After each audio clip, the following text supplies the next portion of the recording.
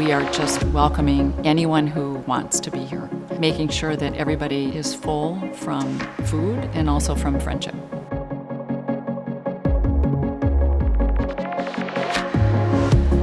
Twice a month, we serve supper to anyone in the community who needs to come, wants to be here. And the first supper was February 29th, 2012. We had 42 people, and it has grown steadily to now we're serving, our highest mark was 212. My first reaction was, this sounds like exactly what Jesus did. Wherever Jesus went, he convened people around a meal. We were just in the beginning stages of the recovery from the Great Recession, so there was still that feeling of need that needed to be served. We had families who their houses had been foreclosed and they were living in their cars. One thing led to another, and I thought, well, why? We've got this kitchen that's underutilized. Why can't we start a meal program?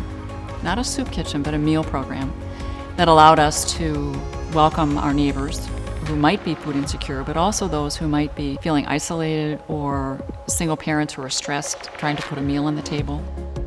You're watching parents have their children go through the line first, and then they'll come back and eat. It's a classic sign that there's food insecurity in that house. And then other parents will say, we cannot afford to have my daughter have guests for dinner, so she gets to invite 3 friends to supper, and that for her is a great night. It doesn't get any better than that. I grew up in Madison, Wisconsin. My mother's had the philosophy that I want your friends to feel always welcome. Whether it was a sad occasion or a happy occasion, there was always great food. The fellowship for us is very important. There's no assigned seating. You walk in the door and you sit down next to somebody that once you finish talking to them, you have a connection with them. The supper crew is a wonderful group. I do the menus, I do the shopping, and then they show up at 1 o'clock on a Wednesday. And so from 1 to 3, there's chopping. That's followed with people preparing the meat, the entrees. And one of the miracles of supper is that we feed 175 people out of a broom closet. The doors open at 6. There's usually a line waiting. When we do a survey, the third highest reason for how people learn about the supper program and why they come is our banner on the corner. All are welcome, supper, 6 p.m. Supper has been a great front door of this parish in terms of welcoming people who might not think of coming to St. Martin's. It has a tradition of being an old Episcopal church in Chestnut Hill. We're tearing the wrappers off of that and welcoming everybody. We feel like we're ministering to the neighborhood, not just to membership.